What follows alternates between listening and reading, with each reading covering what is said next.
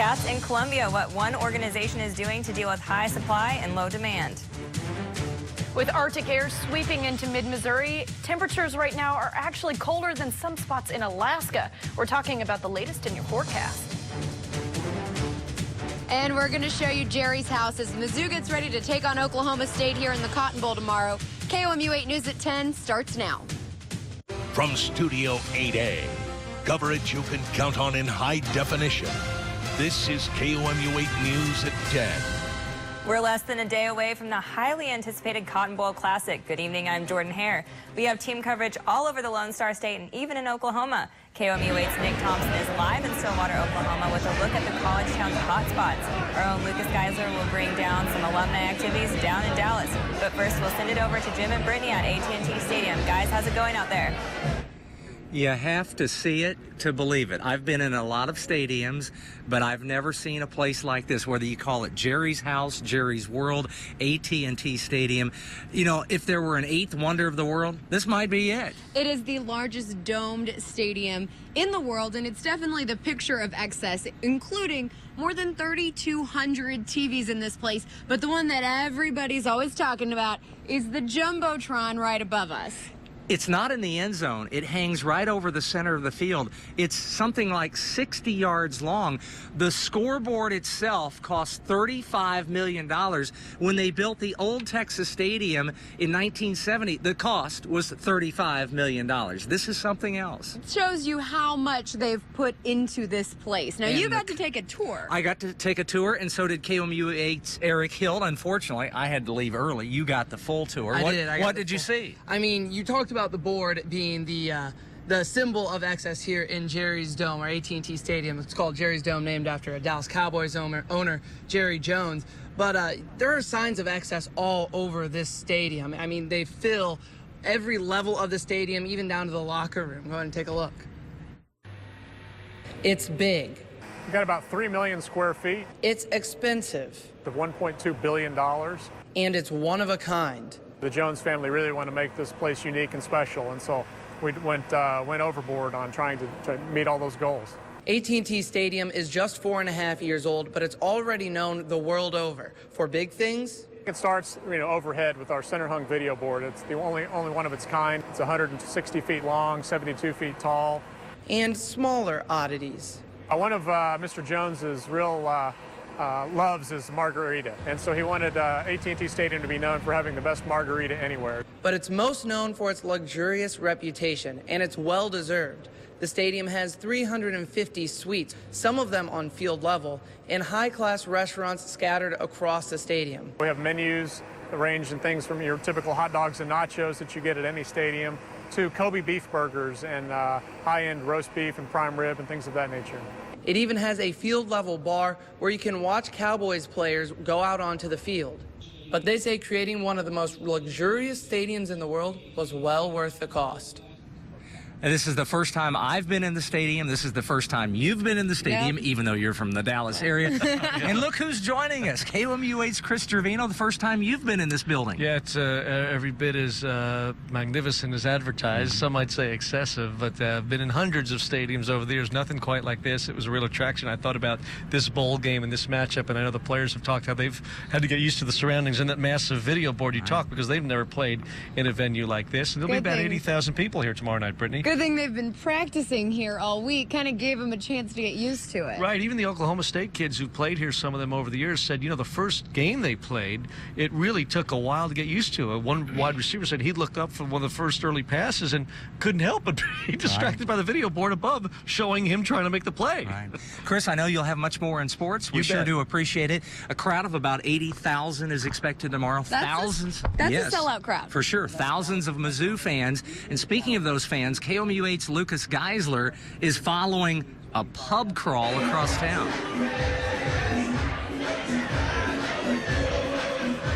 There are plenty of people in this building to see that eighth wonder of the world tomorrow. We are in Social House Bar, one of the 4 stops for the Mizzou Alumni Pub Crawl tonight. Now, in this place, we have met people from all over the Midwest here to visit and plenty of people made the drive down from the state of Missouri. And I got to say, a lot of unsuspecting bar patrons here found out quickly what follows M-I-Z. Now, there's a lot of partying that will go on tonight. Dallas-Fort Worth Alumni Mizzou Chapter, they sponsored this whole event and got discounts for people at 4 bars here in Uptown Dallas. Now, when the partying ends, some people will wake up early tomorrow to work. Now, Mizzou alumni as well as Oklahoma State alumni will meet at the North Texas Food Bank to volunteer their time to package meals for those in need. This is certainly the prime 24 hours to make it down to Dallas if you're a Mizzou alumni. Now, let's send it up to KOMU-8's Nick Thompson, who is live at a beloved location in Stillwater, Oklahoma. Thanks, Lucas. You know, every college town in America's got that quintessential bar or restaurant. And go Pokes. That's what they'll be cheering here at Eskimo Joe's in Stillwater, Oklahoma tomorrow when the Tigers take on the Cowboys in the Cotton Bowl. As you can see behind us, there are actually some people here tonight watching rival Oklahoma play Alabama in the Sugar Bowl. Now, Eskimo Joe's got its start here in Stillwater in 1975, and this place gets rowdy before a home football or basketball game. Before you leave, they want you to grin as big as Eskimo Joe himself, and many guests here grin after eating the staples. The cheese fries and the milkshakes have been featured on Food Network programs. 2 hours before every Oklahoma State home game, the band comes into Joe's and plays the fight songs and gets the crowd ready. Many Oklahoma State fans are in Dallas for the Cotton Bowl, but the ones that are still here in Stillwater, well, they'll pack Eskimo Joe's tomorrow night. Not in Dallas. It's going to be crazy. We're going to be packed. It'll probably be like having to seat yourself because there's just so many people here. Like, it's going to be insane madness. Like, this whole area up here is going to be covered with people just waiting to get a table. And as you can see, here are the cheese fries, and they look about as good as advertised. They say everything's bigger in Texas, but in Oklahoma, that's a big plate of cheese fries. I'm over my calorie count for the day, folks. For the Mizzou Xtra in Stillwater, Oklahoma, I'm Nick Thompson, KOMU-8 News. Be sure to stay tuned to KOMU-8 News for the very latest on the Cotton Bowl. We'll be live all day starting tomorrow morning on KOMU-8 News Today. And don't forget that we'll bring you a live pregame special from Dallas. That's at 5 p.m. on Friday. If you have to step away from your TV, you can find all of our updates online at KOMU.com. Columbia saw more than 3 inches of snowfall overnight. Road crews are still busy out clearing residential streets. Road crews started preparing yesterday afternoon for last night's snow. Crews came in around 3 to load plow trucks with salt and double-check equipment. The city cleared all first and second priority routes by 7 this morning, and the Columbia Public Works Department expects to have all residential area roads passable by this evening. The Columbia Public Works Department says residents should expect roadways to have at least some snow cover for the next few days. Plus, there might be more snow on the way. Let's send it over to Rosie for a check at the forecast.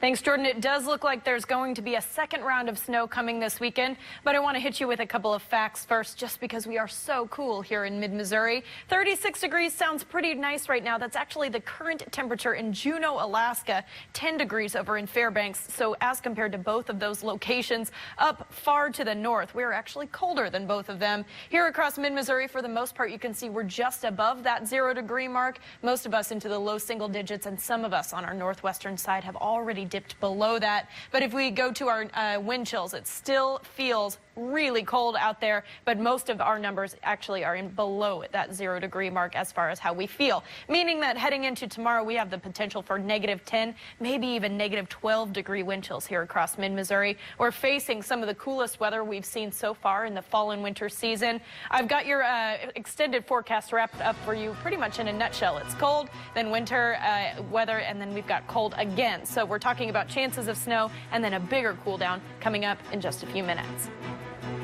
Coming up in 2 minutes, how these New Year's cats came with a special kind of price tag. The Central Missouri Humane Society is starting 2014 with an adoption fee of $20.14. That's the price for cats from the shelter this month. Humane Society officials say this is the longest period it has offered an adoption fee so low. The shelter hopes the low fee will help find homes for the unusually high number of cats in its care right now. It has 135 total cats right now. It is somewhat abnormal for us to be getting in this many cats this time of year. Usually spring and summer are really busy for us in terms of intakes, but I suppose it has to do with how we had such a mild fall. You know, those cats just must have been a little bit more active this year. The adoption fee covers spaying or neutering, a microchip, and vaccinations. Visit KOMU.com for more information on adopting from the Central Missouri Humane Society. A new year means some new laws, one which is supposed to help detect one of the most common birth defects in the United States. Missouri is now making it mandatory with Chloe's Law to give newborns a pulse oximetry test before they are released. According to the Women's and Children's Hospital, the procedure is similar to a blood pressure test, only it's taken around the ankle. The test monitors the amount of oxygen and blood levels in the body. The hospital spokesman says the test is nothing new for them. At Women's and Children's Hospital, we've been using pulse oximetry for approximately the last 2 years. We've been using this test in addition to several other newborn screening tests. Chloe's Law is named in honor of a Lee Summit girl who was born in 2008 with a CHD. For more information on the heart defects in infants and the history of Chloe's Law, visit KOMU.com. The Columbia Police Department is looking for a shooting suspect. Police are searching for 21-year-old Lamitro Wiltz. He is wanted for first-degree assault, armed criminal action, and unlawful possession of a firearm in reference to an early December shooting on Switzer Street. He is 5'4", weighs 130 pounds, and police consider him armed and dangerous. Missouri State Highway Patrol reports no fatal accidents during the New Year's holiday, a large decrease from last year. This year's period lasted from 6 p.m. the 31st until 11:59 p.m. January 1st. Troopers investigated 116 crashes with 42 injuries and made 47 DWI arrests. During last year's counting period, the patrol reported 12 fatalities. In 2012, they investigated 486 crashes with 147 injuries. That's more than triple the amount of injuries this year. Troopers made 124 DWI arrests in 2012. And those low fatalities were the story for the entire year, not just the New Year's holiday. 2013 was the safest year on Missouri roads in more than 6 decades. Missouri traffic fatalities hit the state's lowest point since 1947. Preliminary figures from the Missouri State Highway Patrol show 741 people died in car accidents last year. Patrol Captain Tim Hull says that is the lowest number since 1947, when 683 died on the roadways. In fact, since 2005, Missouri traffic fatalities have decreased 41%. Welcome back, everyone. 10:15 now on a bitterly cold night here in mid-Missouri. We've kind of gotten through one round of a winter storm, and we're actually getting set up for just the first round of that setup. Jordan, I think you said something really brilliant a couple of minutes ago. You said at least we're going to get a warm-up before it happens. Right. So I think if you're trying to make any weekend plans around the weather, go ahead and enjoy Friday and the early part of Saturday before we get cool again. Wow. Thanks, Rosie. Sure. And everyone, here are your lottery numbers. Good luck.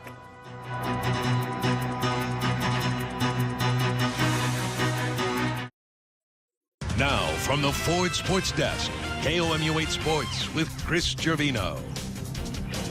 Hi again, everyone. Chris Gervino live with KOMU-8's Matty Glab at AT&T Stadium here.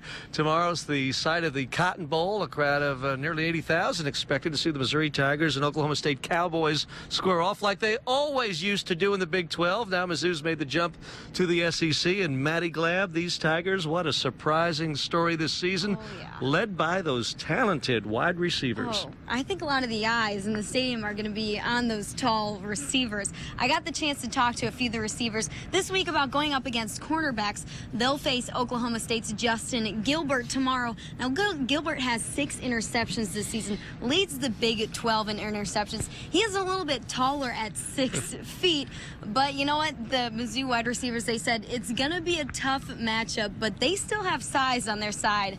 KOMU-8's Nick Thompson is going to tell us more about the tall guys.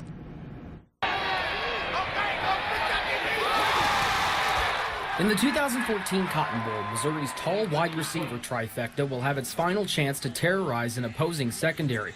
There are 3 reasons why LaDamian Washington, Marcus Lucas, and Dorial Green-Beckham have been potent offensive weapons. First, their sheer size.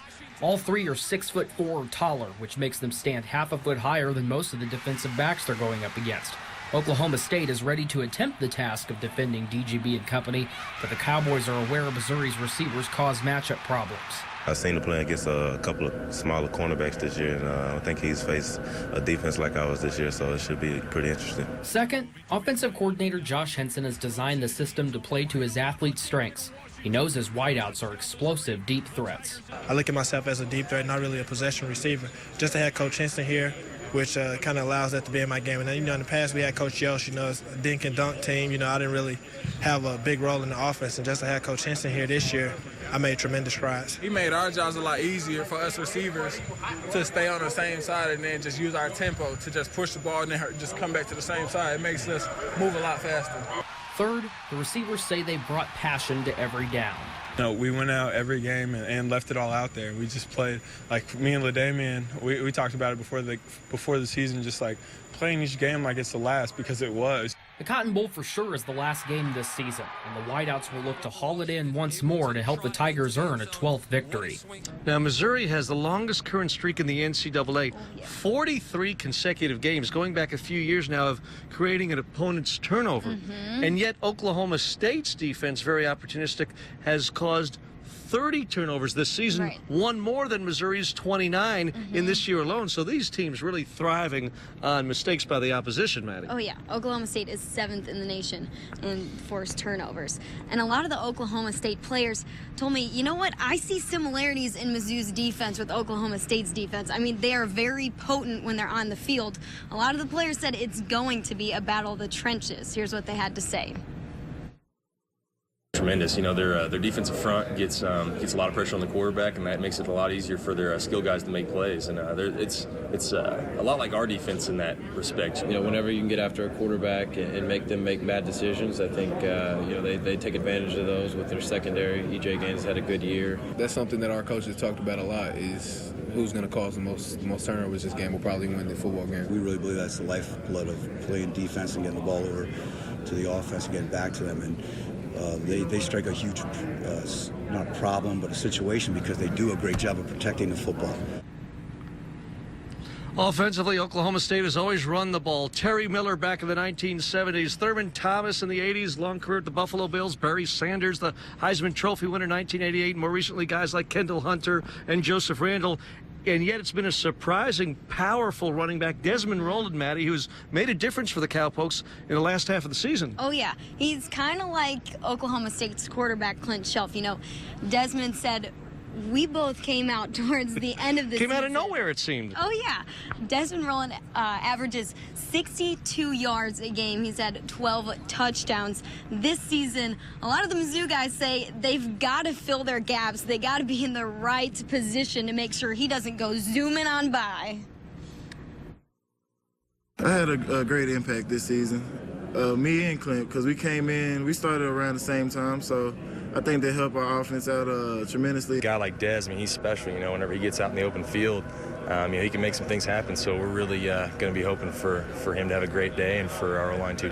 He's a tough runner. I mean, he breaks a lot of tackles. I mean, he's always downhill. He doesn't like to go left and right. He goes, you know, straight forward, head down, and just runs through everybody. I mean, it's something we got to prepare for. We got to make sure we wrap up, and it should help us win the game. He's going to be hard to stop. So especially with the offensive line. I mean, they run an up-tempo offense, so it's going to be difficult for us. All right, Maddie's been here all week. I've been here a few days. We may as well stay one more night. I know. Why not? Just for the game. For the game itself tomorrow night. More live reports coming up on KOMU-8 News. Here we'll wrap it up at 10, and then, of course, tomorrow throughout the day leading up to the Cotton Bowl. We're back right after this with more Mizzou Xtra. Welcome back, everyone. Lows around 0 tonight, wind chills in the negative digits. As you head into tomorrow morning, make sure you bundle up before you head out the door. Exposed skin is going to be an issue. And give yourself plenty of time on those roadways where we might have some refreezing tonight. We're officially less than 24 hours out from the Cotton Bowl's kickoff, and things are heating up in Dallas. Let's send it back to Jim, Brittany, and Chris one more time tonight. Guys? Actually, it's pretty cold in Dallas tonight. But, Chris, what will the Tigers be doing tomorrow? Well, they'll have their game faces on. They'll be very serious. They've been here for a week, had a lot of fun with all the festivities. But if I know them, having traveled with them during the regular season, they will be locked in and very serious and somber before arriving here about 5 o'clock, 2 hours before kickoff. Our coverage tomorrow, Brittany? Megan and Emily will continue our live coverage tomorrow in Dallas, live from one of the most popular barbecue joints. And then we will be live at noon from Deep Ellum. It's one of the arts and entertainment districts here.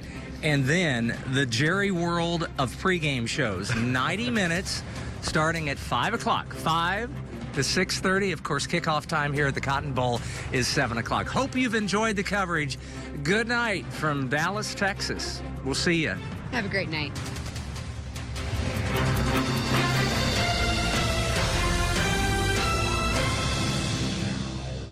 Tune in Friday at 5 for an hour-and-a-half special edition of KOMU 8 News, Mizzou Extra at the Cotton Bowl.